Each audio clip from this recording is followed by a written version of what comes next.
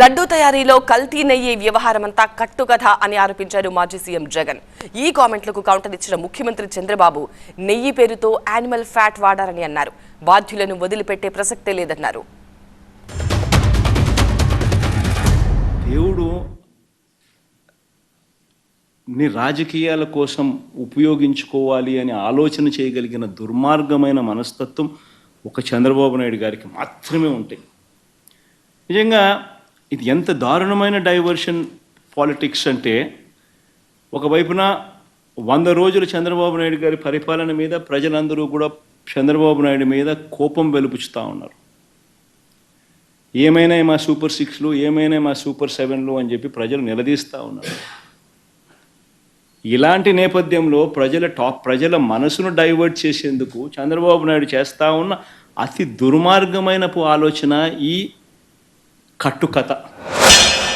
మొదటి రోజునే ఒక ఆఫీసర్ని వేశాను, శ్యామలరావు గారిని. ఒకే మాట చెప్పి పంపించాను. మళ్ళీ నేను శభాషణాలంటే ప్రజలు మెచ్చుకునే పరిపాలన, దేవునికి సేవ చేయమని చెప్పి ఆయన పంపించా. ఈరోజు నెయ్యి అంతా కూడా మార్చాడు. ఏదైతే కర్ణాటక ఫెడరేషన్ నందిని ఉందో ఆ నందిని నెయ్యి కొన్నాడు. ఇప్పుడు ప్రసాదం తిన్నారా అని మిమ్మల్ని అడుగుతున్నా. తిన్నారా ప్రసాదం? అప్పటికిప్పుడు బాగుందా లేదా అని అడుగుతున్నా మిమ్మల్ని. బాగుందంటే జైలుపైకెత్తండి. ఇది సైకో, నువ్వు చెప్పే మాటలకు వ్యత్యాసం. ప్రజలు అడుగుతున్నారు ఇప్పుడు, మా మనోభావాలు దెబ్బతీశారని.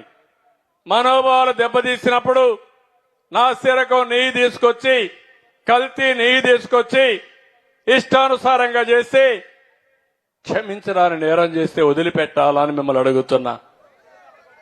వదిలిపెట్టమంటారని మిమ్మల్ని అడుగుతున్నా.